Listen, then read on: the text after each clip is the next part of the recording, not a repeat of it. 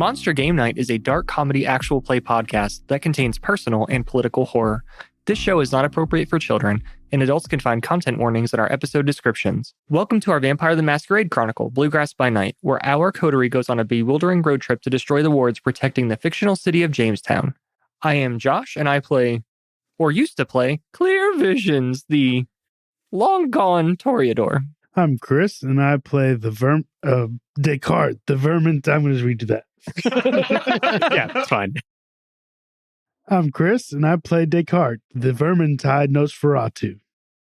I am Nick, and I play Jason, the sharp-shooting Banu Hakim. I'm Ben, playing Tomaso, the cleansing Hikeda. And I'm Russell, playing Gordon, the handsome Lasombra. And I'm Mike, your sanctified storyteller. So what happened last time on Monster Game Night? Tomaso ended up dealing with a blood-sucking leech of the bad kind, and then realized we were in for some holy retribution with the Second Inquisition on the way. Jason noticed the incoming danger, grabbed his rifle, and prepared to fight. Gordon handled a big black chopper and de-handed Lucas Thorne. Tomaso realized that we weren't exactly prepared for this, but he did take the time to assist in at least one cleansing ritual. Descartes opened his coat and summoned a furry swarm, and then started the escape and ran off. Rosetta, seeing all this commotion, decided to pack up her vehicle and head out with the crew. And Clear Visions also made a big escape. R.I.P. CV. Nope, fuck him. Damn. That's cold. What do you expect? He's the best character. I'm sorry. Was. It was. He was. Yeah, He was. Strongest emotional response anyway. Exactly. That's absolutely the truth. To set the scene, today's session opens as the sun rises over the city of Greenville. The sunrise burns with a brilliant, fiery red as Rosetta's SUV flees from a troop of Greenville police, pursuing her, chasing her out of the city, while 4 Kindred begin their day sleep in the back of her SUV. To remind our Kindred, they can take actions during the daylight, but it does cost them a dice roll to do so. No thanks. Nothing I can do. We see Rosetta swerving wildly, evading police. As they try to cut her off, she swerves to dodge a spike strip. She handles her SUV like an expert. She's been doing this for years. This is the job that she was brought here to do. But even she is pressured, and even she's struggling right now to get away. A broadcast comes over the radio. This is a Surge 6 all points bulletin. We now go live to Jeremy in our chopper. The Greenville Fire Department reports that a fire broke out at the Greenville racetrack early this morning. The fire was contained to a single vehicle, reportedly belonging to the beloved television medium Clear Visions. A set of remains was recovered from the wreckage, but their identity has not been confirmed. Eyewitnesses are reporting hearing gunfire, multiple vehicles fleeing the scene. In related news, a high-speed chase is underway involving a black SUV. Motorists are advised to use caution traveling northbound from Greenville. The Clear Visions TV production company did not immediately respond to a request for comment. We hear Rosetta's phone ringing, and she slams the radio off, and she says, "Of fucking course I didn't answer you fucking dumbasses." She continues driving. We see another pair of cars that have started to block the roadway, trying to pull in front of her, and she swerves around them, pops the e-brake, and does a 4-wheel drift all the way around and makes her way now onto the interstate, headed north. A fleet of police cars in pursuit behind her, sirens blaring. They've begun to block the roads. She's in danger. She's made one call only, and she is running for home right now. She looks ahead and she sees roadblock. There's a giant fucking roadblock in front of her right now. Spike strips everywhere, nowhere she can go. Just at the last moment, plowing through the roadblock, you see a snow plow down, blasting through and down the road, ripping the spike strips up, clearing the path. It also whips a Need for Speed S-style drift off-road, and then sputters and drives alongside her. There's a fucking badass Fast and Furious moment. We can see Rosetta looks over while she's driving, one hand on the shifter, one hand on the wheel. She looks over, and we just see black tinted windows in the vehicle next to her. Police cars behind her try to thread the gap that she just made it through, that this strange helping car cleared out for her, and they can't make it. One of them hits a spike strip, rolls over, flips into the air, turns a complete 180, lands on its roof, bursts into flames, and all the cars behind it are stopped completely. We see Rosetta and this snowplow-bearing vehicle. They have the entire interstate to themselves right now. Yes, slowly from the plow, you see the window just like slowly move down as there's some quick motions as somebody's hand cranking the window. Point of order, it would have to be like across the seat, right? Yes.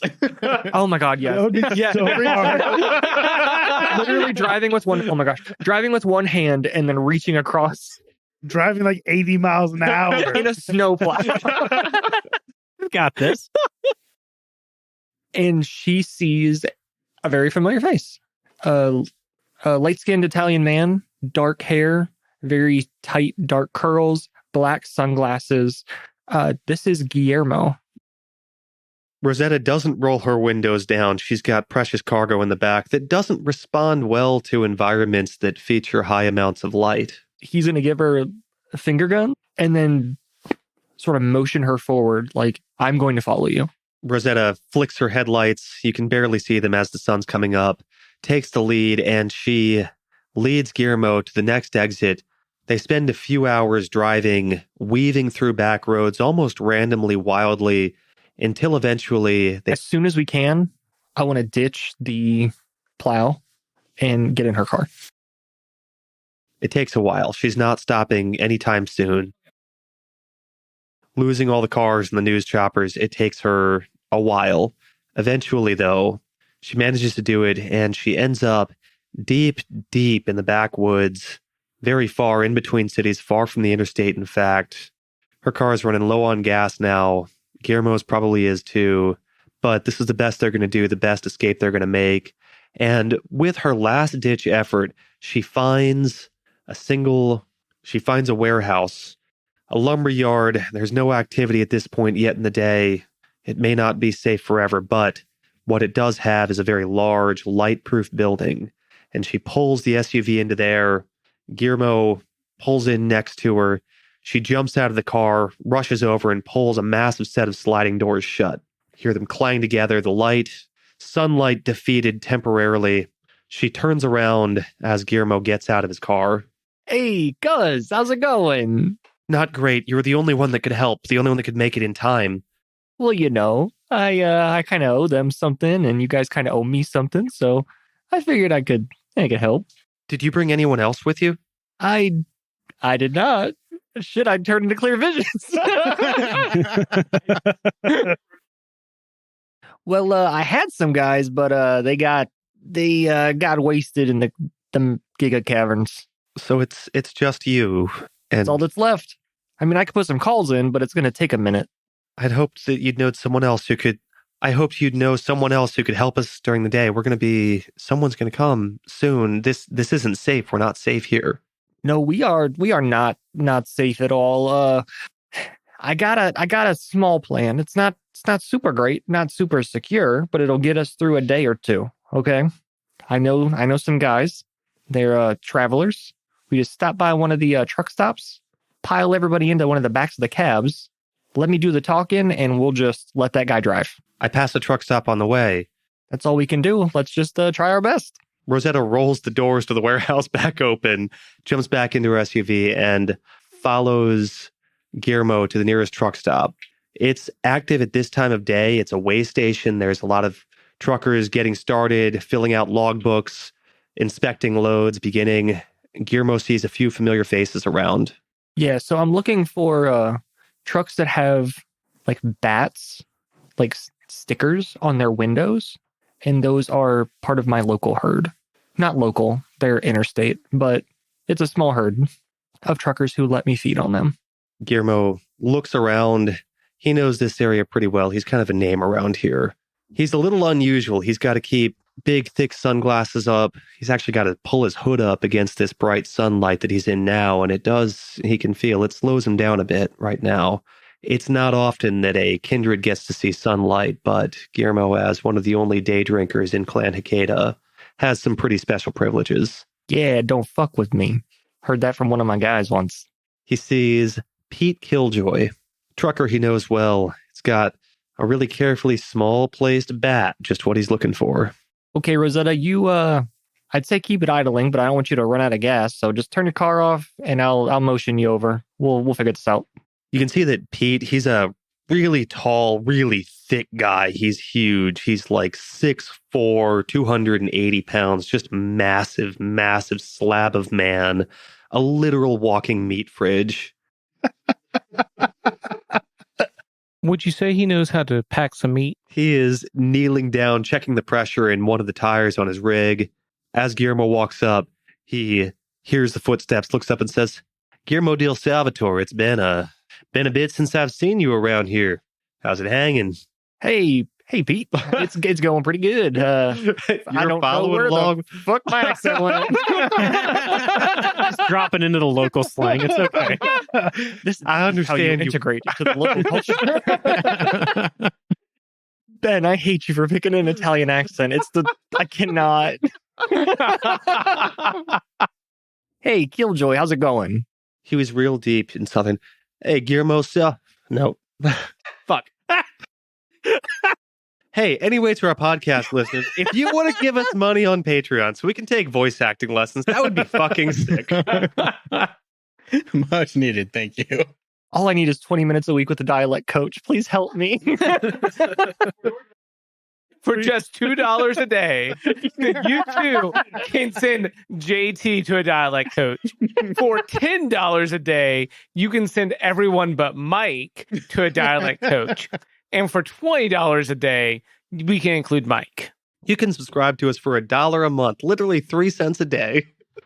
I mean, if you want to give more, we're not going to complain. Just saying. You could feed a struggling podcast for just 3 cents a day. Pete looks up. Mr. Salvatore, it's been a hot minute since I've seen you around here. You've been busy. Been very busy. Fuck me. Oh God, we're never gonna get through this episode. No, we're not. This is the most painful thing that I think that we have attempted to put to record. Yeah, actually, I agree. I feel like the worst actor. I'm like, line. People, please do not unsubscribe. We're trying our best here, I promise, okay? Pete looks up at Guillermo and he says, Mr. Salvatore, it's been a little bit. Glad to see you around here. Hey, you know, it has been a little bit. You still delivering meat? Still in that meat packing business? You catch my drift there? You want to play this guy? God damn it. Yeah, what kind of meat are you packing today, Pete? You know, it's refrigerated in there right now, but I got a couple of real prize pigs back there. You want to take a look? Actually, I was thinking, if you got room for some more, I got some big slabs of meat that we could just chuck in there. Yeah, I got room for a couple more in the back. I'll pull on around and you pull your car on around and I'll open that up for you. That'd be perfect. We'll just back up to you and I'll see you right over there, okay? Yeah, all right, Mr. Salvatore. You see Pete stand up straight and kind of rearrange the slabs of meat that makes up his personage. He walks over, you see him pull out a ladder placed up against the back of the truck, pull it open. You see fog pour out from the back into the warm, humid air as the refrigerated box truck is opened up. And you can see, hanging inside, skinned and prepped for slaughter. Not prepped for slaughter, obviously already slaughtered pigs, hopefully. PETA, I swear to God, they were already dead when I got here. Pete opens up the back of the truck. You see fog pouring out of it. Rosetta pulls the SUV up very close, opens up the back hatch of the SUV and kind of... Blankets. I say, I'm sure we have a sunscreen in here, right? You got a sunscreen? I'm not talking about the lotion, you know, like the visor that goes in the windows. You got one of those? We could use that. Actually, I'm prepared for just this. Here, take these. And she throws 3 body bags at Guillermo. Oh, fancy. I haven't used these in a minute. And she starts to zip members of the coterie up into them. She has a whole lot of trouble getting Tomaso into it. She doesn't manage to zip it all the way up over his chest. Like the zipper gets caught on him for a while. He'll be okay. It's fine. It's probably the best treatment he's gotten from family in a minute. Actually, that's true. Fuck. After a good long while of struggling with zippers and canvas and body bags and meat, you manage to transfer all of the bodies of the coterie over into the refrigerated meat truck. Rosetta pulls her SUV off to the side and she says, "Will it be safe if I leave it here?" Now, Rosetta, I think this SUV, done for. It's already on news. It was on that weird radio show. The cops or whoever was chasing you got a big look at it. So honestly, I just think this should just be scrap metal. I hate to break the news to you, but it's got to go. Utter silence and shock. Don't look so heartbroken. You know, that heart doesn't even beat in there. Okay, I'll be the one who does it. She slowly cocks her pistol and takes her dog out back. Jesus. You see her walk over to the SUV, pop the back of it open, and she pulls out the very last flamethrower. Oh, that's a beaut right there. Love that thing. Actually, I really don't, because a lot of my guys died in a fire explosion. So if you don't mind, I'm going to close the back of this truck. You do your thing. I suggest keeping the license plate. And hell, I'll go back to Pete. She does all of that, and you see a few moments later, an SUV goes up in flames. Okay, Pete. That is our signal to go. So let's just get on the road. And I know you're waiting for that sweet kiss, but I think you already know we got to be somewhere kind of discreet for that. Yeah, I'm good to sit tight for a little bit, but I do need to be topped off a little bit. Pete climbs into the cab. Where is Guillermo going to ride for the rest of the day?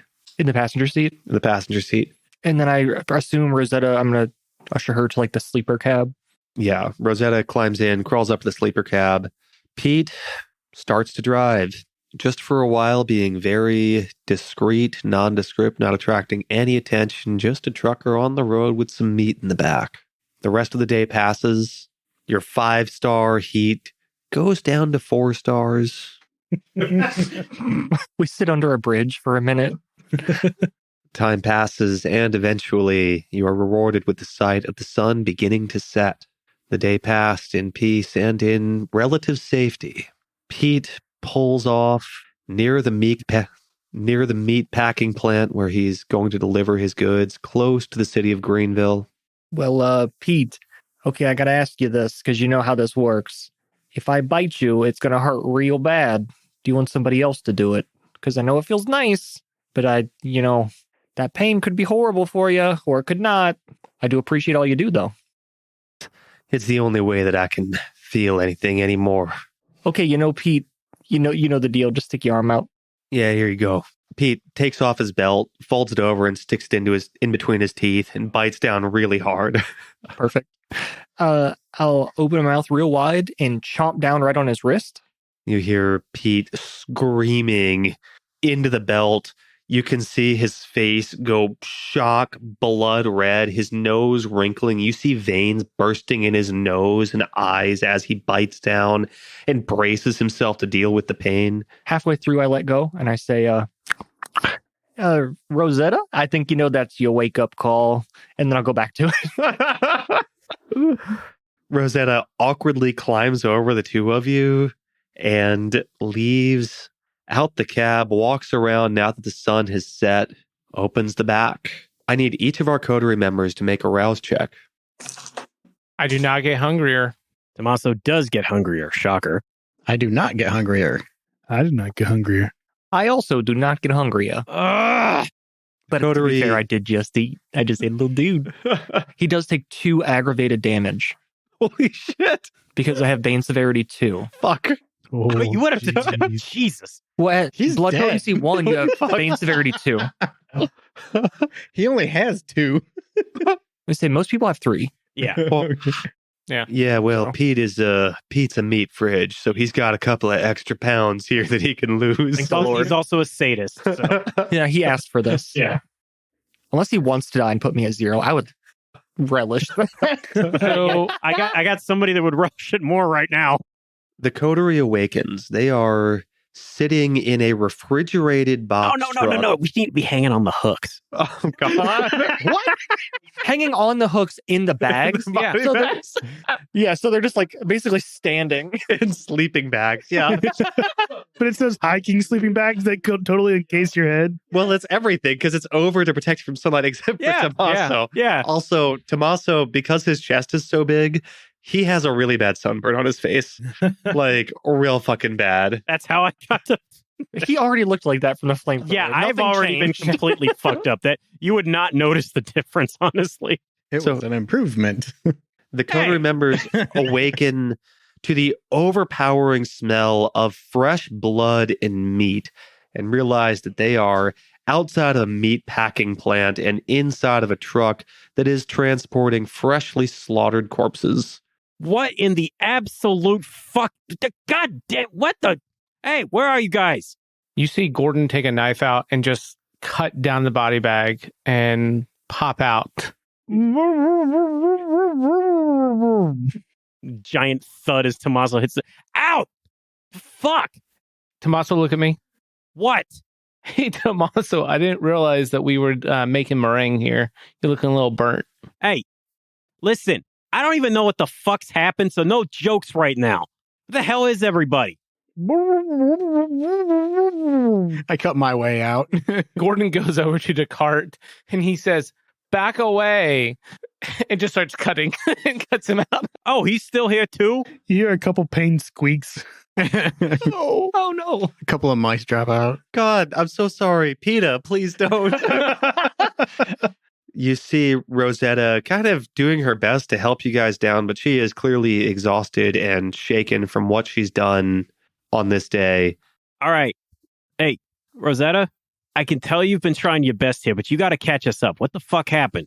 I called the only person that I knew that could make it out in the daylight, Guillermo. And as soon as you hear Guillermo's name, Tomaso's face lights up. He's actually happy. Oh, Guillermo's here? Is this how this happened? Yeah, he called a trucker and he found someone and we got you into the truck.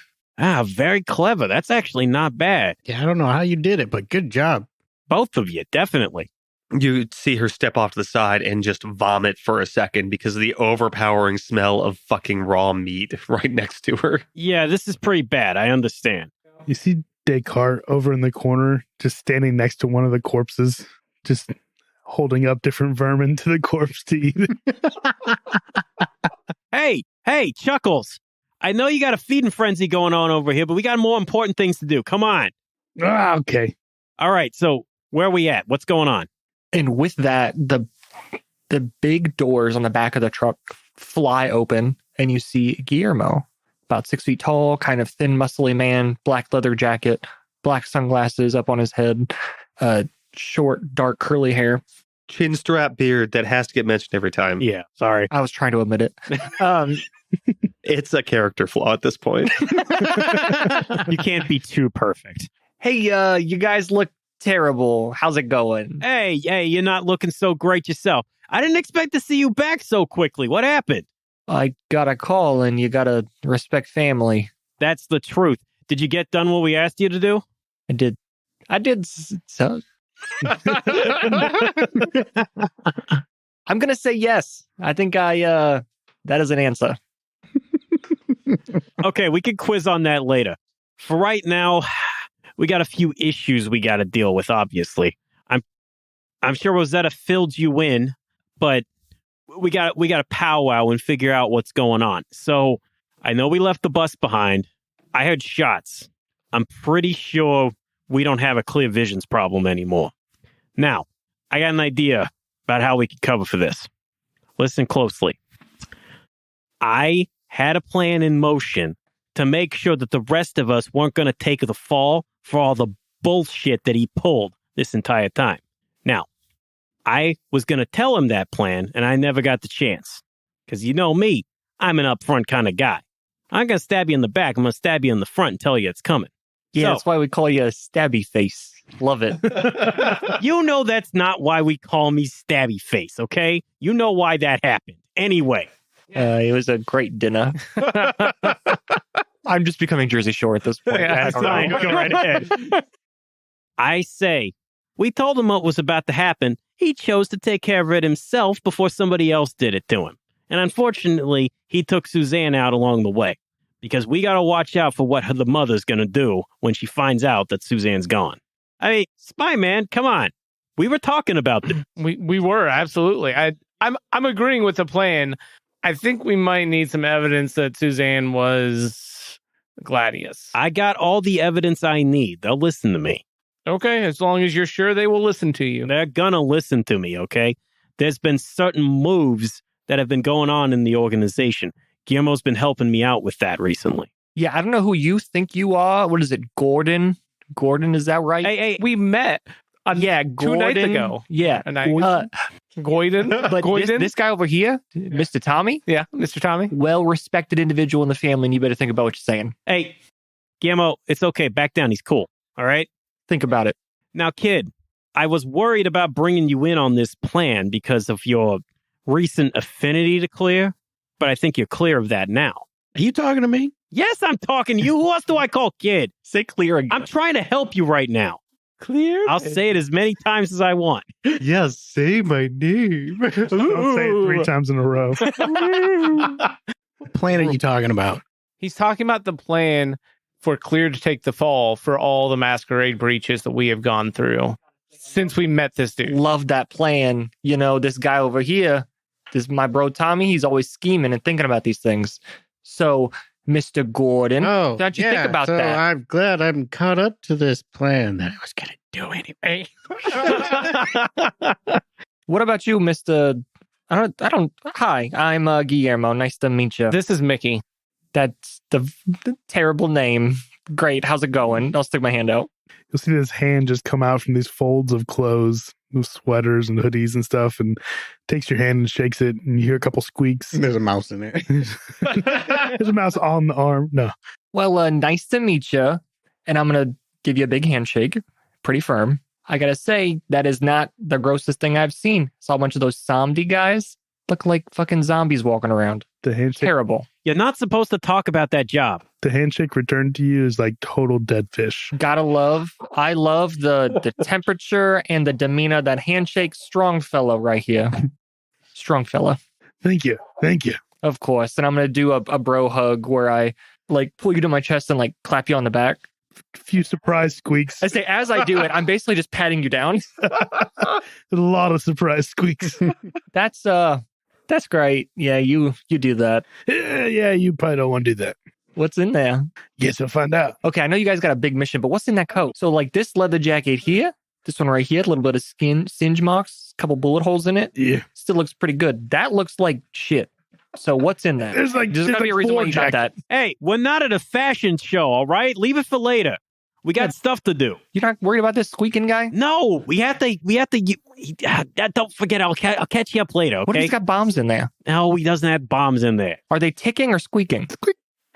How regular are these squeaks? Where are we going? You got to watch on time it.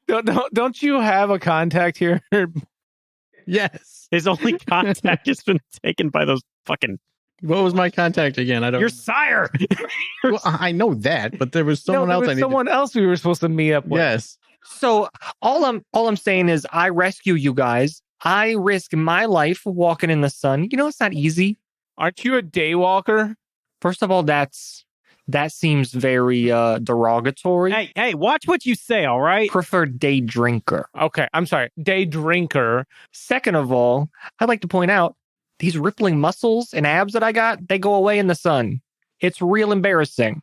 So I mean, think about that. Does the skin contract when they go away, or do they just flop around? I look like a wet squirrel. It's awful. I hear performance anxiety is a real thing, especially in the sun. So that's what I'm saying. Look, this Gordon guy or whatever, he is, I don't even know. You'll get used to it. I rescue all you dipshits, except you, Tommy, and you, Rosetta. You guys are cool. What's the plan? Do you guys have a plan? If not, are we just going back to the family? Because this seems like a bad idea. No, we can't. And at this point, we're not. I at least got to take her with me so she's safe. No, we're not done yet. We got one more ward to clear, and it's here. Okay. And where's it at? Also, what is up with these wards? What do you got to do? So you got to suck them dry. Do you have to? Hey, you remember, you saw the last one. You saw the last one. I know, but do you have to? Probably not, but why question a good thing? It hasn't worked out yet. I'll just say that. All right. I just know that seems like some bad. That's some bad juju in there. As I told you before, extenuating circumstances. Okay, and I'm going to trust all of you with this. Okay, as somebody who has a vitae dependency, there's not some great things that go into drinking vampire blood. So No, there's not. So when you just really drain them dry? Suck them dry. Yeah. That's a bad idea. Take like a Go-Gurt container. You just roll them up and grip it, TM, baby. Take a look at Gordon over here. He's subject number 1 of that. Yeah, that's why he looks like he's about half white. Well, I did only get semi-filled. Hey, all right, Descartes. You're the one that gave us this information. Why don't you fill Guillermo in? Yeah, lead the way, Squeakers. All right, so we're down here in Greenville. Yeah, clearly. Yeah, there's some Sabat here. They follow a Tsamitse flesh sculptor who calls herself Kitty. Are you kidding me right now? No, unfortunately not. They probably have Alan, who's this guy's sire. Oh, Don. Why do you think the kid has 2 swords? Because he likes to double fist things? Yeah, I just thought he was dual wielding. That's pretty badass. That's right. I also got a weapon. Would you like to wield his weapon? It's pretty big. Oh, do you now? Yeah. Hey, size contest later. Let him finish. Now check it out. I'm gonna whip it out. It's a reinforced golf club. I put a brick on the end of it. Just like we respect DIY. Love it. Why brick? Because it's reinforced. What else are you gonna put on it? Rebar? You got no. That's how you reinforce things. Rebar isn't cheap. He's got to be resourceful. What the hell is rebar? It's the metal things that you put in. Don't listen to him. You're doing fine. Where were we going? Greenville. We're in Greenville, genius. That's where we are. That's all I know. Tommy, while this guy's thinking about the plan he allegedly has, I forgot to tell you. No, you told me where we were going. We're going to Snake Now Cavern. he's got the accent. Yeah. It's infectious. Yes. I finally did it. It finally happened. So, Nick, you want to try that again? You told me where we were going.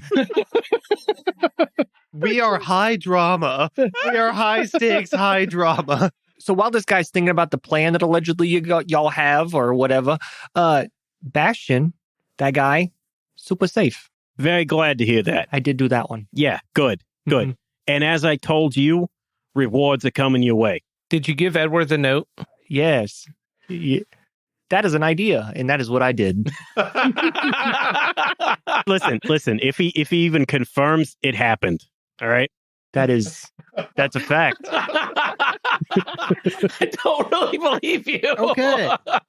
Anyway, You gotta vouch for me for this Gordon guy. I just did. What else do you want me to say? You're just not very confident in whether or not you handed a piece of paper to another person. Yeah, where do you think I put the torso that you guys wanted me to throw at? I put it at his house. Of course I gave him the note. Did you physically hand it to him? No, I gave it to that old bitch who's always walking around with him. That old guy with the gray hair. I don't know his name. Called a butler. Yeah, he First of Buttles all, or whatever. It's his manservant. Let's get that right. So progressive. Okay, Yeah, continue. you gotta be so specific about it. He is a very proper fellow. That's all I can say. He corrected me millions of times. So yeah, he got the note. Bastion is safe. Gabagool, Mrs. Squeakers. Continue. Snake Cavern. What about it? That's where we're going. Okay. Snake Cavern, what do you know about this? I think it's where the Sabat are controlling Greenville from. And what's the plan? We just run in there, throw a hand grenade? We need to see what's going on with the kid's sire, why he was there, why he was trying to meet with them, why he never came back out. Yeah, what do you know, little one? that's all I know. I didn't even know he was here until we found this. Well, do you know why he could potentially be here? Yeah, is he hunting some Sabat? Probably. It's what he's best at. Hunting Apparently not. Oh! Ouch. Okay, I take it back. That guy must be kind of badass if he's hunting Sabat. Those guys are pretty vicious. We're still arguing in the back of a meat truck. The fuck are we doing? Yeah, you see Gordon hop out and immediately start looking around. Are there any cars nearby? A good number of cars nearby, yeah. Are there any SUVs? Cool. Let's take one. Hold on. Please let someone else do this. Are there any SUVs? Please. Yes. With tinted windows. SUVs are the predominant sort of vehicle here next to pickup trucks. If you guys hadn't destroyed those body bags, we could have just took one of those trucks. You know, they got zippers. They got zippers? Yeah, I zipped them up. It's hard to unzip from the inside. Yeah, that's why you asked for help, genius. I did. All right. Well, then who cut it? I cut to the chase. Oh my God, this Gordon guy. Okay, can we just get a car and just drive to Snake Cabin? That's what we're trying to do. Thanks for keeping up. Hey. Okay, I take it back. I kind of like this kid now. He's throwing it back. Yeah, but be careful with the disrespect over here. We're trying to do some things. So I'll go up to one of the SUVs. If there's one with tinted windows, I'll go to that and I will attempt to break in and hotwire it. Hell yes. Descartes finds a lime green SUV that has had. What is with these crazy ass colors? It's fun. It has dark tinted windows and it's been painted lime green. Clearly received some aftermarket love from its owner. Huge chrome bumper. It's been lifted. Giant mud tires on it. LEDs underneath. Descartes actually has to climb up to get to it. Oh, yes. No, they won't see this coming.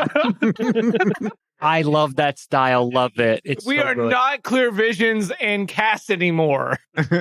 Got to keep the dream alive, baby. So what am I rolling for that? Wits plus larceny.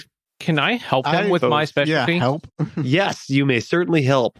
How are you helping? Gordon's going to open up his jacket and hand him his super fine lockpick set. So add a dice for that. It's two.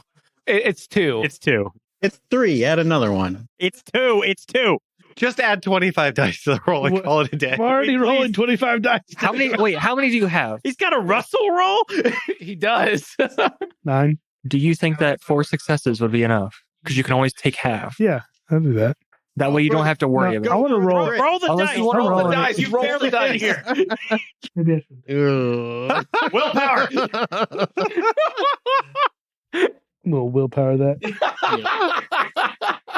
Yeah, that's a little better. I'm just going to stare into this camera over here, office style. 5 successes. 5 successes. Yay. How many did you get on your first roll? 2. That's my roll. Stop copying me. As Descartes begins to open the door of this truck, he notices, like many, many people who modify their vehicles, this has been equipped with an aftermarket alarm system, one that's pretty sensitive, and if Gordon had touched it, it would have gone off immediately.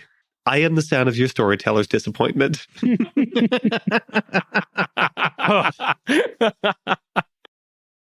Descartes, trained Lonnie agent, he knows what he's looking for there, though. He knows how to defeat that. He has no trouble getting inside of the truck, and as he pulls it open, he's greeted with more brilliant lime green shag carpets, lime green upholstered leather, slick plastic vinyl that's shiny and reflective. It's a lot. Oh, good. We're rolling around in baby shit. This guy's got style. I like that. That's a great choice. I like it. I feel like I was transported back to the 70s and not a good time. Yeah, you'd know, wouldn't you? Yeah, it's a Pimp My Ride mobile. I love it. All right, whatever. Let's get going. Rosetta, you coming? Okay, you got it open, but can you start the car too? This. Yeah, that different roll. I don't feel like it's worthwhile to make a different roll. Okay. You get in. Then sick. I'm going to give you a light punch and jump in the driver's seat. Good job. You can have shotgun if you want. Okay, so get this thing going. Yes, please. Let's go. Rosetta looks at Tomaso. She says, I need to get back. They're going to have questions. I understand they're going to have questions, but I think you're safer with us. If you're sure. I mean, I'm not going to order you to do it. If you want to get back, that's your choice. Okay. Rosetta literally has to fucking rock climber style pull herself up onto the side step. I'm going to help her out at least. Come on. Tomaso gives her a boost up and she climbs in. Gordon pulls Tommy aside for a second. It might be better to send her back so that she can start laying the groundwork for our story. The groundwork's already been laid. I've been working on it, okay? Okay. And plus, she can do that as well while we're in transit. I just don't want to risk her potentially getting picked up by these cops that are actually looking for her right now, along with the rest of us. Okay, Tommy, I think that concern is valid, and I respect your concern about family. That is deep and meaningful. However, Someone's been through marriage counseling. However, she's a grown adult woman. Rosie, what do you think? That's why I'm giving her a choice.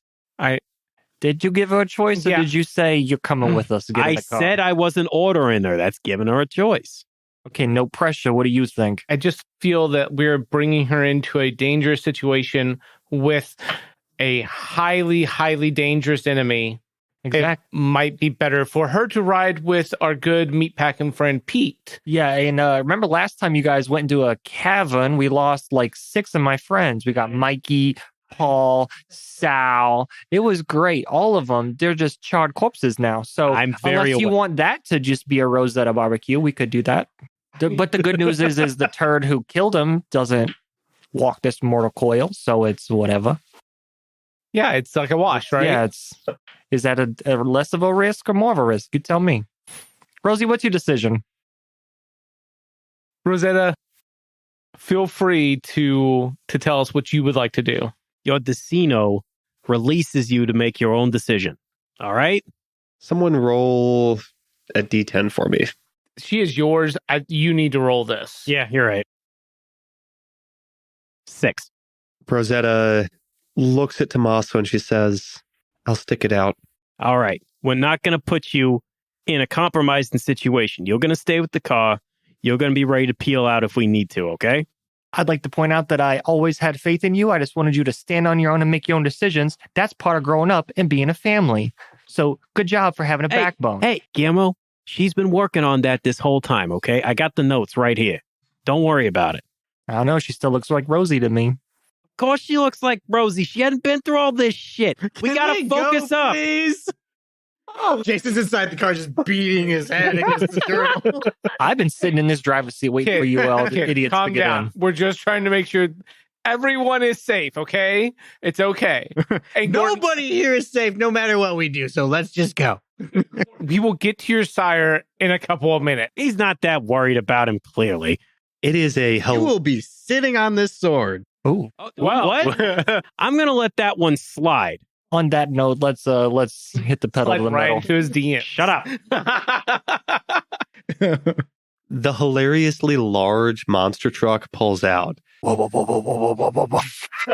There are 4 rows of seats in here. So even though I believe there are 6 people in this car right now, but sometimes I fuck up the counting. No, you're fine. 6 is correct. 6 is correct. There are 6 people in this truck right now. Unless you count all the rats. Oh, God. There's actually between 6 and 600 people in this car. The number keeps changing too. It's weird. So weird. I'm going to need all their names. Well, there's George, there's Mikey, there's What about George II? Do you have a George II? All right. After cutting off naming all 600 rats. there's Jamba Juice. There's George 1 through 598. George, Georgina, Giorgio, Georgette. yeah, Josephine. Greg. As Kevin. As I know. Descartes is still listing them off for Jason, Fade to black. the massive lime green monster truck begins to drive towards Greenville. And I want to put out something really, really, really important. While Jason's eyes are glazing over as he hears Georgina the 16th listed out, he sees the red shimmering dome that surrounds Greenville. He didn't have to deal with this when he left in torpor, but it's back. Wait, we left and got to go back in again? Yeah, you crossed it. Son of a bitch. Seriously? I said you drove for like 4 Greenville's the goddamn initial- minutes. Well, it couldn't have been in a circle just rounded down. So we have to go back in. You have to go back in, All right. Kid, you're up. or you could torpor yourselves. We have No. has been established I in the got fiction this. that No, yes. please just go ahead and do this. What do I have? Like Hey, Tommy, are you sure you don't want to be 14 torpor? dice? Shut up. Let's just take half. You could. You can take half on it. It is your intelligence plus blood sorcery. Didn't you need to roll pretty high to do this last time? Yes. I don't think Rouse you want that blood. I don't think you want to take half. Okay, I'm just gonna. Rouse the blood. You told me to Do not stop get the hungry car right there. here. Yeah, just stop right before the red. Slow it down. Kid's gonna take care of this. Do your thing, Spooky. He's a spooky, spooky boy. Jason climbs down from aggressively shakes them, angry at his storyteller for making him do this again. This is the tailpipe of the vehicle as I fly down. In fairness, he's angry at all of us right now. That's 9. Holy fuck. Yeah, you're gonna take half. Yeah. This time, Jason is so fucking pissed off. Everyone has wasted his goddamn time. I just slash the whole thing and it just comes down. Just immediately. He just tears it apart. Fucking no, he's done. We're done. This is No one over. needs to roll shit. This is over with. Yeah. Can we go now? Whoa. If we had known that this was all it was going to take for you to be able to slash this down, we would have done this ages ago. The last time we had to cross this damn thing. Yeah, seriously, all he needed was a little motivation. Look at that. You should be thanking us for this right now. Fucking God. What happened last time you guys had to cross it? Well, one time I got a giant hole in me. We don't talk about the kid's performance anxiety. Let's go. He does have performance issues. On I'm that just note, saying. I'm gonna just start crossing. There is Almost got him to spit take. That was so close. honestly. Don't listen to him. I'm 100% badass. I trust it. That was good work. You got 2 swords. That's right. I could have done Finally, that with one. someone who but it- recognizes. Okay, so Snake Evans. I'm gonna GPS us there. It's really close. It's kind of central. Obviously meant to attract people from out of town who are kind of bored in between races and stuff, or nice family-friendly place to take the kids. No trouble at all. Greenville is a collection of suburbs, not really a city at all, built around the racetrack, built around tourism, famed sports car museum, not a whole lot of lights or downtown area going on, a few kind of touristy restaurants and such, but otherwise a pretty small town. Doesn't take very long and you're finding yourselves in a fairly large blacktop parking lot done up recently. You can see that there's a walkway leading to a very obvious cave leading into a hillside. You can see that there are people streaming in even at this time of night. Now, it's not that late. It's probably only gone on about 9 or 10 at night at this point. You spent a while arguing, but still not long enough for it to get late. You can see that people are clearly paying for tickets, and there's families and kids and everything getting together, and they're getting pushed into what look like inflatable whitewater rafting boats. One pulls up to the station, and they get shown over, and they board the bus, they board the boat, and the boat goes on and paddles through the water off into the blackness. What would Jason know about what to expect from a Sabbat hideout? This is I think intelligence occult is the right dice roll for this. I'm going to rouse the blood. Do not get hungrier. We'll willpower that. That good, huh? Yeah. Let's to make it even better. 5. 5. Generally, the Sabbat are pretty Spartan in what they pick for a hideout. A burned out warehouse here, a disused shopping mall there. If this is a Sabbat hideout, it's for someone who's pretty fancy, who's pretty knowledgeable, who has some pretty savvy tricks up their sleeves. This is a weird place to hide. You've got a lot of traffic, even at night, coming in through here. The Sabbat are not known for their restraint in dealing with victims. They're not known for letting a lot of mortals be around them. The Sabbat really believe in letting the beast run free. So if this is a Sabbat hideout, it's for someone who has a whole lot of control. What kind of defenses would they have? Given that Jason knows that it is a Zamitzi. Why can't I say that word now? Zamitzi. It's okay. Given that Jason knows that it's likely the haven of a Zamitzi flesh sculptor, there are likely to be barriers that are both blood sorcery driven, that are going to require powers that only Jason or someone with similar powers could bring to bear. Also, they're likely to have some homegrown monstrosities waiting along the way for them. But it's really weird to have that in a cave like this, where there's so many people, if one of those got loose, they could tear people apart. Yeah, this really does feel off for a Sabbat hideout. How so? It's just not their normal MO. And if one of their abominations got out of control, it would be all over. So what do you think we need to do then? We're going to have to think about this. I say we just get a ticket, go through that boat ride, see what's going on in there. If we see something weird, we'll jump off. Are there any employee entrances that I can see? Go ahead and give me a roll of wits plus awareness. That's 4 successes. This is clearly a natural construction. It's obviously been widened and enlarged by humans several times throughout its existence. There's not something like an employee entrance because it's one large cavern leading in. There's not... You could maybe find a secret entrance somewhere. Maybe a ventilation shaft somewhere. Hey, can someone call this number? And he pulls a business card out and asks this number if they can send us a map of these caverns. Sure, happily. And the number is Edwards. Okay. Oh, this guy. Yeah. All right. You make your call. It rings for a moment, and a voice comes on the other line, and you recognize it as Hanson, and he says, "Good evening. Who might I have the pleasure of speaking to?" Hey, Hanson. It's Galenti. How you doing? "Yes, Galenti." Tomaso Galenti. I was just over there. "Yes, Tomaso Galenti." I asked how you were doing. Come on. "Yes." All right, fine. Okay.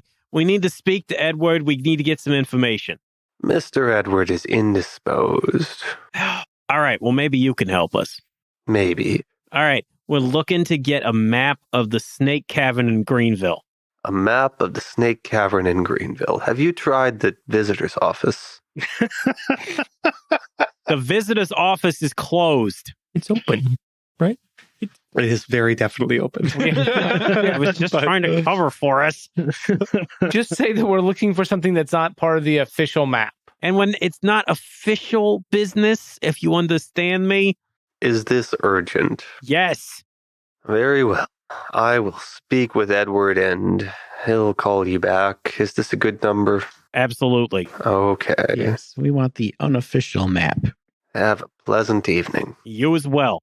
The line goes dead. Hey, rats can swim, right? The amount of sass on that one. I still say we go on a tubing adventure. That could be fun. Worst case is we get no information. And we're waiting for Edward anyway, so let's go tubing. Worst Exactly. case is we run smack into a ward. Yeah, in which case there's like 1,000 people. What are they going to do? Why is it out there? I mean, I highly doubt that any of them are Kindred, but you know. Yeah. Yeah, or they're all Sabbat. It would be very Sabbat-like. That'd be kind of sick, actually. We could be walking into a den of vipers here. Oh, God. He's Get right. it? Snake Cavern, vipers. Can you do some kind of hocus pocus to tell us if someone's Kindred or not? I mean, I could taste their blood. Shouldn't all of us be able to tell that? Mike, are there any animals around? Oh, there's so many animals around. What are we looking for? Lizards, mice, rats. There's a good number of them. Now, okay, which power is this that you're using? There's a dolphin. Feral whispers. Feral Whispers. Okay, Feral Whispers. Can you read it to me real quick? So I can communicate with the beasts of the wild in the city for free. However, if the animal is unwilling, a successful manipulation plus animalism roll, the difficulty depends on the task requested. And then it talks about summoning animals and stuff like that. Okay, awesome. Yes, there are so many animals around here. There's rats, snakes, plenty of snakes, Bats. bats. Very appropriate. I'll take a rat. Squeak, squeak. Squeak, squeak. Squeak, squeak, squeak, squeak. So how does this work? Like, what do you do?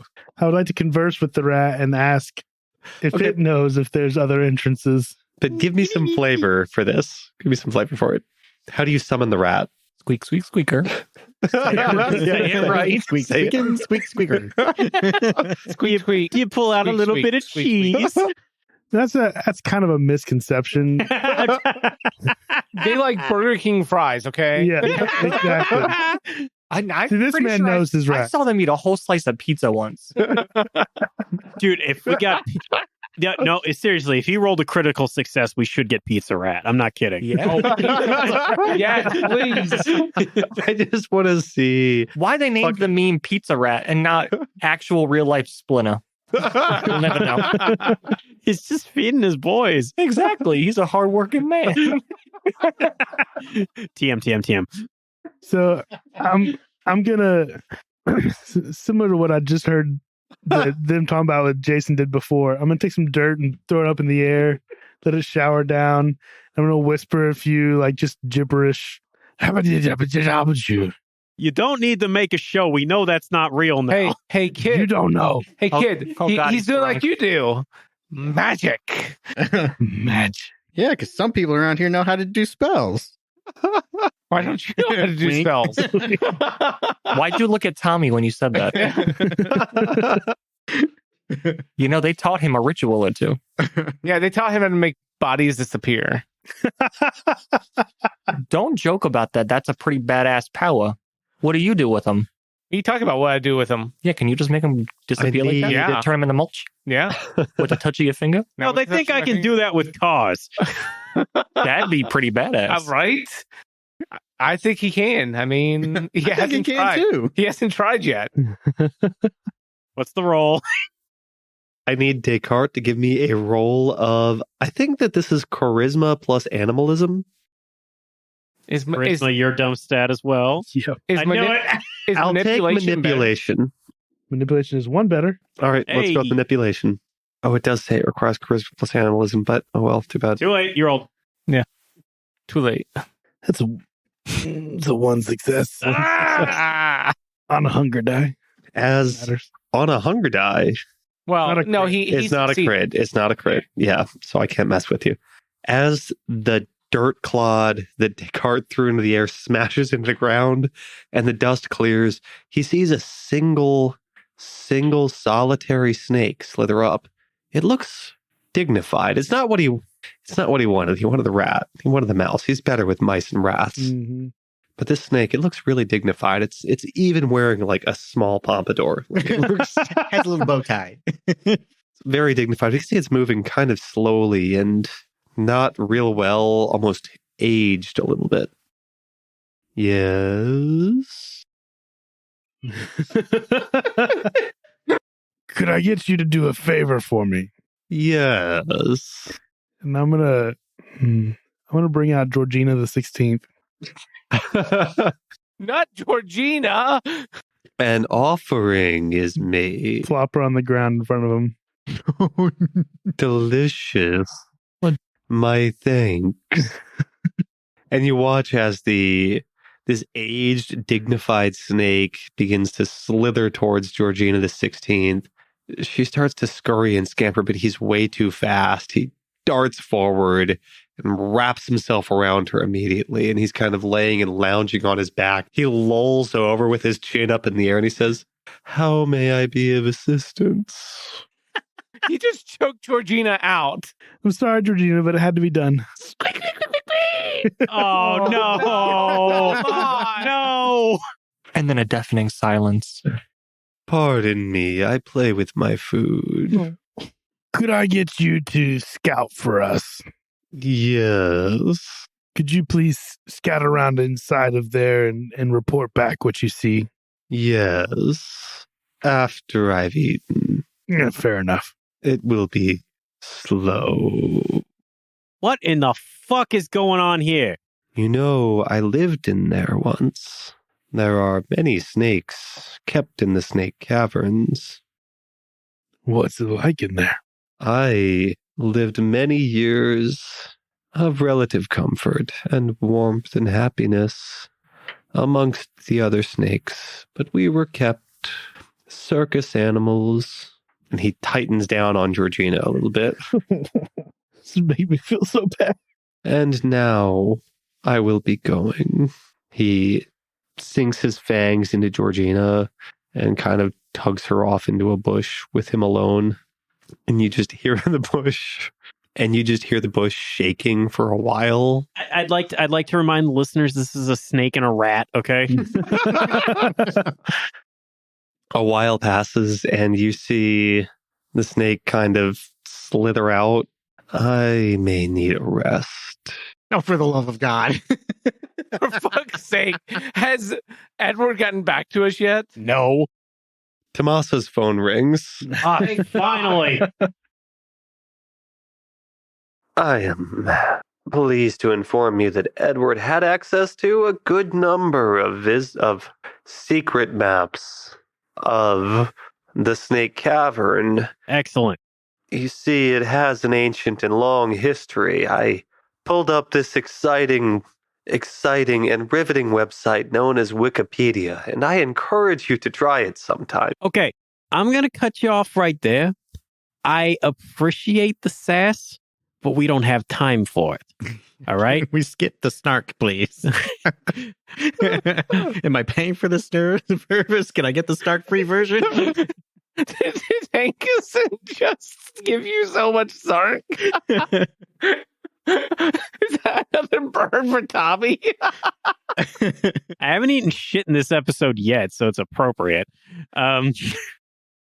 Anyway, you see, it was once owned by a group of bandits, and they probably have a secret entrance hidden away somewhere, but it's not marked on any official maps. It was used by rum runners, and during Prohibition, it was a speakeasy. Well, I appreciate your Wikipedia research. You are welcome. We'll see if we can use it to our advantage. I'll be in touch later. I'd like to go buy a snake t-shirt. Hey, we'll come back and we'll get one later. Come on. But tunnel snakes are forever. That's not it. You tried. That's something. What are you guys doing? I would like to try and figure out using our three streetwise specialties where an appropriate escape tunnel / rum runner tunnel would come out. Okay. Yeah, go ahead and give me, I think this is intelligence plus streetwise. I would have 8. Do you want to roll it and then we can add to it? Yeah, I think you're up. Well, who's rolling that? Did I see where the snake went? Very slowly across the parking lot, like snail's pace. Okay, fair enough. You feel like it may take him all night to get to the cavern. And he probably needs to digest that meal. Yeah. It's going to be I'm gonna moving. willpower that. Oh, man. This Burn is through that me willpower. introducing encumbrance rules into Vampire the Masquerade again. I willpowered that and literally just rolled 3 7s. So that's 8. Hell yes. Oh, yeah. The three of you put your heads together. Literally. Literally. You're pissed off. The snake was not useful and says a lot about Descartes that he fed one of his mice to a snake for... Oh, Trying to help the coterie. we want Chris to stick around. Don't do that. He's got more where that came from. There's like at least 500 of them in there. They're making more as we speak. 499. And they're not rabbits. There are rabbits in there. So the rabbits are multiplying, but the rats are not. It turns out that Hankinson, well, Edward doesn't really give a shit about you guys now that you've done something useful for him. Like you're not on his useful list anymore. But Might have to be. We'll have to remember that. Yeah. you can rely on yourselves. You can always rely on your coterie mates. When you get I together, think we've proven that's not. Damn, that was a burn. Wow. Wow. I'm trying to figure out why you guys are such pussies over here. Hey, Go Not- take a raft. watch Yeah. the back talk, I- all right? Okay, I'm going to go buy tickets. No, don't buy tickets. We're going to figure Mr. this out. Gordon wants us tickets. I'm going to get tickets. No, we don't need I tickets. need you to Let him buy specifically get a tickets. unicorn raft. They don't have those. They're all white Are you and plain. sure? I could ask. You should Called the ask. snake cat. I could ask. You it. should ask. Okay. Okay. Just for you. Thank you. That should keep him gone for a while, guys. Now, let's think about Don't this. want him gone. the three of you put your heads together and you realize a main entrance like this, if you're a rum runner or something, you don't pick somewhere like this to be your secret hideout. You put it nearby. You might want someone to search this area because it's the distraction, it's the attention getter, because it's this giant cave and it captures the imagination and people can explore it.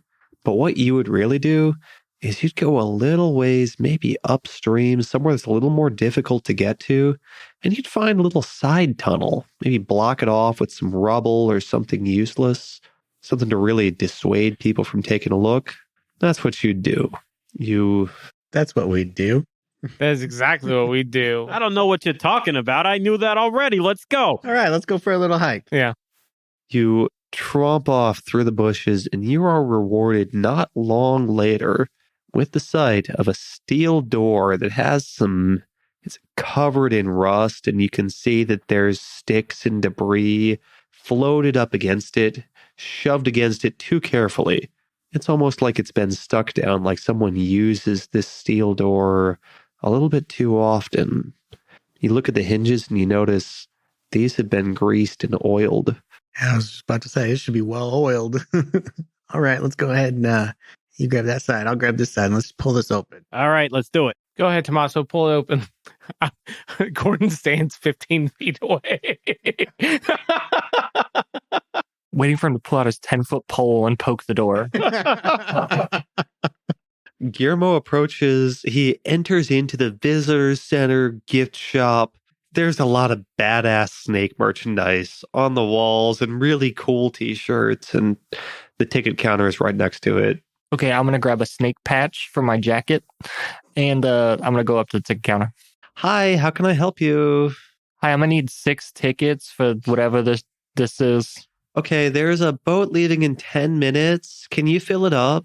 I don't know how many seats are on it. 25. No, I need 6. Look, when it's this close to booking, we try not to send out partially full boats because it's really bad for business. So if you buy all 25 tickets, then you could have the boat. How much is that going to be? $100. $4 a seat. Honestly, yeah, sure, whatever. Thanks. And you want the patch too? Yeah. Okay, that's another 50. That Damn. This is kind of chump change, whatever. You just take it. And I'm going to give her cash. She takes it and she really carefully wraps up the snake patch. Have a good trip. Tell the snakes I said hi. Thanks. You've been a great help. Also, what do these boats look like? I got one more question. Sorry.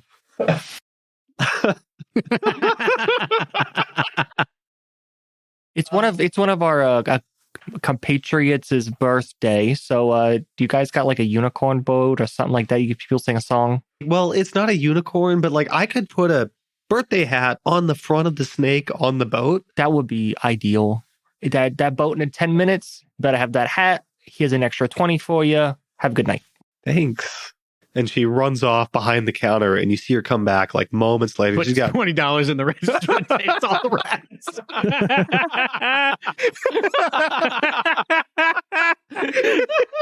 I should just make Nick play my NPCs. Carrying balloons and a party hat in one hand, and she runs off. Hey guys, I got the tickets. You ready? We yell at him. We're more than ready. Get over here. Okay. We still have 10 minutes, so We're not going to need 10 minutes. I always need 10 minutes. Do we feel like this is going to be trapped? I think you need to detect magic.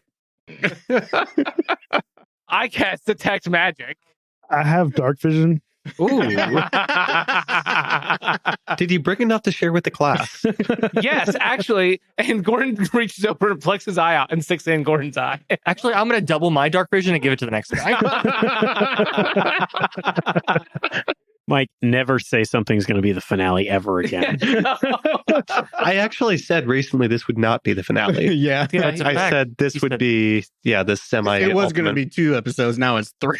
Yeah. You were setting yourself up, I'm just saying. Okay, we open the door. Yeah, we open Open the hatch, jump on in. You pull, it's a door set into a hillside. You can see that there's stone all around it, and it's been set into the bedrock itself. But still, strangely, it's well oiled, and the mechanism that holds it closed, you see a heavy wheel that you start to spin, pull it open, very bank vault-like, in fact. The mechanisms move easily. You hear it open with a click. You pull the door. It's heavy, but it moves easily. I've said that 4 times. Can you tell me, does it move easily? How does it move? Yeah. Like your mom. Hey, Oh. I hear his mom is quite squeaky. I can hear her walk past. Poor Georgina. The door moves softly on its hinges. You open it. You're greeted by a rough wooden ladder leading down. You can see it looks rickety and old with time. It's been here for many, many years. You see that beneath it is a massive, massive cavern. You can't see very far into it. It's pitch black. You get the sense, though, that it expands for miles and miles beyond what you see.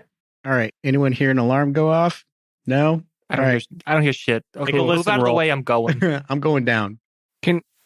Before I go down, I would like to activate heightened senses and see if I hear anything in the cavern.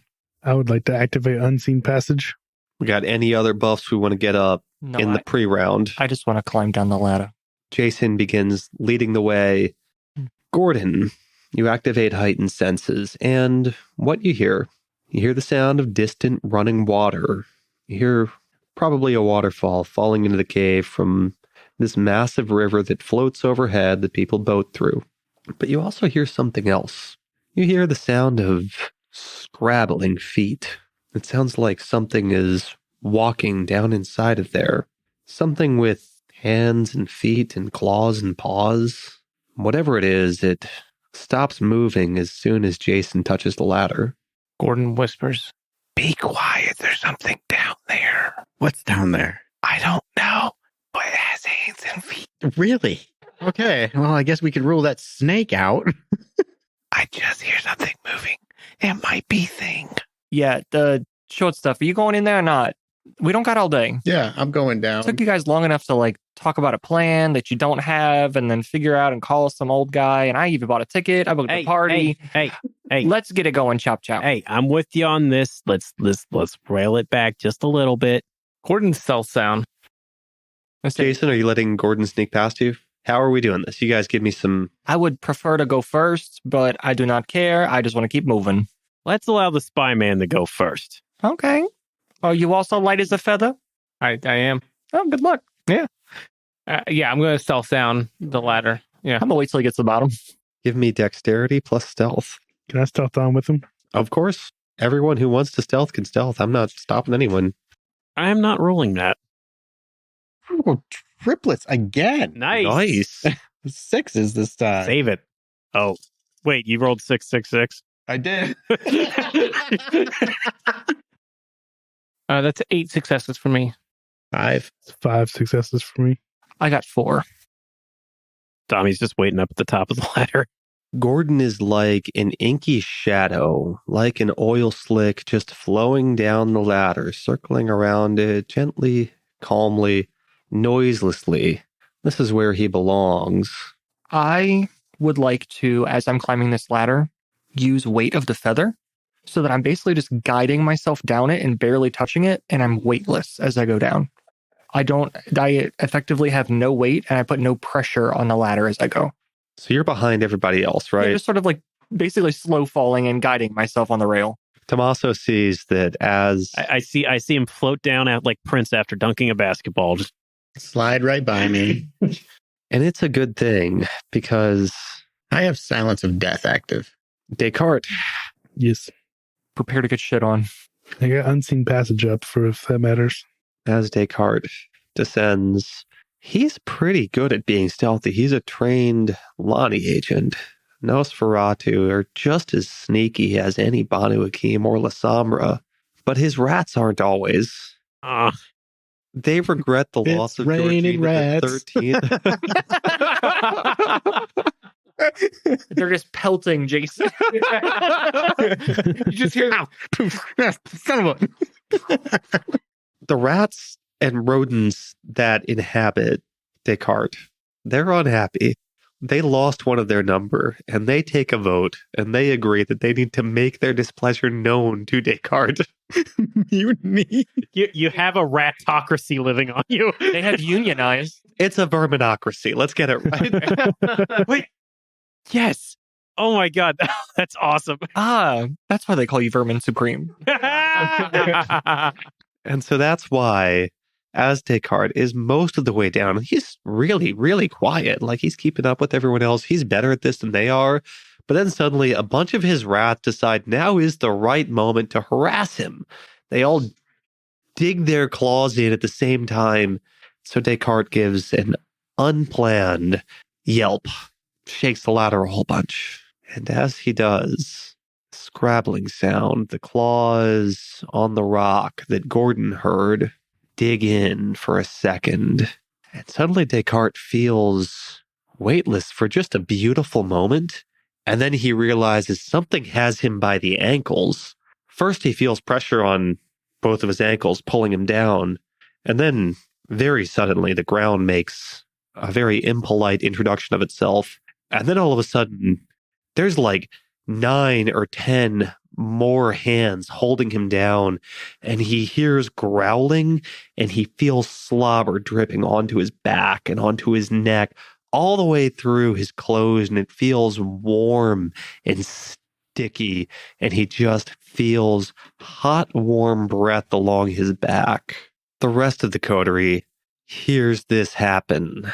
I mean, I'm looking down. I probably see it. There's not a lot of light here. It's hard to see, but whatever this thing is, that it just pinned Descartes to the rock, it started life as a dog, and it ended life, or started on life, as several dogs and a few people.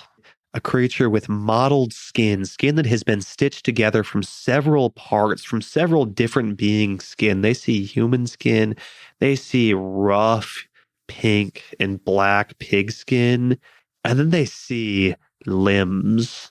7, 8, 9 different limbs on this giant centipede-looking dog, and they see that some of the legs terminate in human hands, some of them in paws, some of them in feet, and on the front of it, they can see that it's a human's face that has been stretched and pulled to resemble a dog's snout.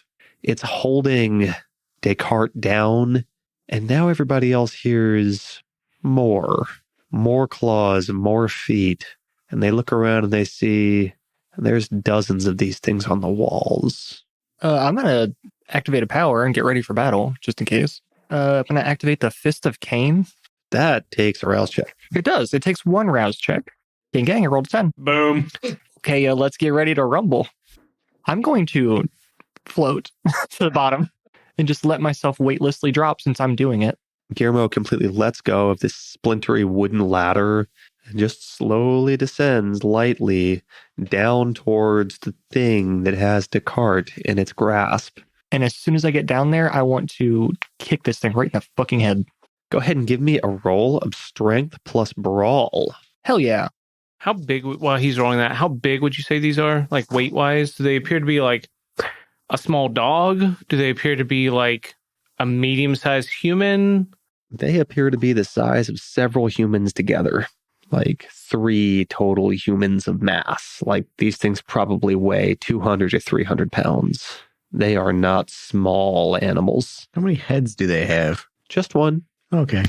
The one you see anyway has one. The others, they're not really a uniform set. Like some of them have, this one was made from these 8 dogs and these 2 people, and this one was made from what was left of them. They prefer centipigs.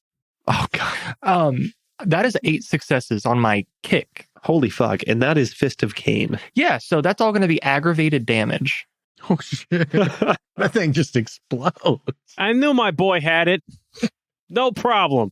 Yeah, 1 steel-toed boot kick to this thing's head. Guillermo is floating in the air and he times it just right. So he's like 1 millimeter off the ground. So he doesn't give this thing even the barest hint of surprise. He has time to draw back into a perfect crane kick, and he just lets fly with a steel-toed boot. He catches it right underneath of the jaw, where it's at work trying to gore the hell out of Descartes, and its head completely explodes. We see Guillermo's boot come in through its jaw and then out through the top of its skull. Bits of brain go flying. There's a wet splatter as it starts to fall back down. The body that's on Descartes' back goes limp and falls over onto him. I'm going to let out a woo! Guillermo's boys never say die, except that one time. So Gordon, does he see more on the walls? There's a lot on the walls. Yeah, Gordon's going to take aim at the nearest one with the anti-material rifle, and he's going to pop. Jason? Tomaso? Descartes? Hold on just a second. I'm going to wait for the next one that approaches and just going to drop down on its head, sword first. Okay. I got to look something up. While he's looking, so I'm actually going to modify that. I'm not going to do it with the anti-material. I'm going to do it with the 45 caliber silenced pistol I've got. Okay. Smart. A 45 silence. It makes far less noise than the anti-material. Just saying. Yeah. Yeah, I was kind of getting I'm gonna excited about activate. my eardrums getting blown out. I'm gonna activate feral weapons, Hell yeah. Nice. and then when one gets close, You're the one that has the heightened senses. true. When one gets close, I'll Yeah, I'll probably be dropping that. As you begin to prepare to engage, you see these creatures, the horde of them starts to close in around you. This several dozen stitched together human dogs start to close in and surround you. As each of you draw weapons, draw everything back, draw your claws back, draw your sword, and you see that at the center, they part, making a walkway. You can see the light in here is so dim, but it's so hard to see. You see a figure step in, tall, unbelievably tall, like a caricature that's been stretched out. The limbs have been elongated beyond human proportions. You can make out what looks like a head. It looks like it's wearing some kind of impossibly tall headdress that's been stretched out and pulled back towards its spine. And you see what looks like a set of ribs poking out from the front of its chest, pulled wide like those of a butterfly, giving it wings almost. It steps forward, and you can see it's walking human-like. You see human-like skin. You see ornate robes wrapped around it. You see a face that has been twisted and scarred and stitched back together. And it calls out, and it says, Shodzik. The dogs stop. You see the figure step forward. I know who you are. I know why you come. And that is where we will end our session. I don't know why you're like breathing a sigh of relief. Because I'm at 4 hunger. But you're at the top of the hit. Yeah, you're at Yeah, the but top if I- of the- if I'm you're, gonna- you're literally on top of the world at the moment. Yeah, but if I was going to rouse or anything, I had a very high chance of frenzying, as we all know. You should pick up one of these flesh crafted things and eat it and see if it restores hunger. Should have ate Pete. I was You thinking really about should it. I have, really yeah. was. Hey everyone, we're Monster Game Night. Thank you so much for joining us this evening. I'm Mike, your storyteller, and you have also been listening to... I'm Russell playing Gordon. Ben playing Tomaso. Nick playing Jason. Chris playing Descartes. And Josh playing Guillermo. Tune in next session. We release an episode every other Monday. You can also follow us on Apple Podcasts, Spotify, or your favorite podcatcher. We'd love to hear from you on social media. You can find us on Twitter, Facebook, and Reddit at Monster Game Night. Please give us a rating, write a review, and tell your friends and family about the show if you enjoyed it. Word of mouth is the best way for a small independent show like ours to grow. Hope that you can come to our next Monster Game Night. Boom. That episode was fucking unhinged. To our listeners, we are not condoning any kind of death of truckers whatsoever. But I am condoning cannibalism. Condone cannibalism. Eat shit. Filth is my life. It's not even an election year. It's always an election year. In the local scene. In the local kink scene. I was running for dungeon president, but they said cannibalism was a non-starter.